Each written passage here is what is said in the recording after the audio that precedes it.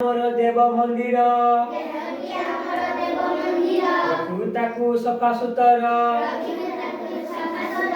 ରହିଲେ ଠାକୁର ଆସିବେ ନାହିଁ କ୍ରୋଧ ମନ୍ଦିରେ ବସିବେ ନାହିଁ ଯେଉଁ ଦେଉଳରେ ନାହିଁ ଦେବତା କାଲି ମନ୍ଦିରଟା ଅଟଇ ବୃଥା ଶୁଣ ମନ ଦେଇ କଥା ମୋର ସଫା ରଖିଥିବ ନିଜ ଦେହକୁ ନିତିଦିନ ତୁମେ ଗାଧୋଇଥିବ ଖାଇବା ଆଗରୁ ହାତ ଧୋଇବ ତୁମର ଗୋଟେ ତ ସବୁ ରୋଗର ଘର ଯଦି ତୁମେ ତାକୁ ସଫା ରଖିବ ରୋଗ ପାଖରେ ନ ପଶିବ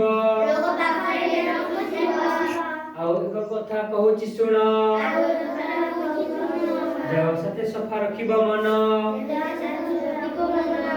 ମନ ଚିନ୍ତା ମନ ଦୂର କରିଲେ ଦେହ ସାଥେ ସଫା ରହିବ ମନ ସଦା ମନର ମଙ୍ଗଳ କାମନା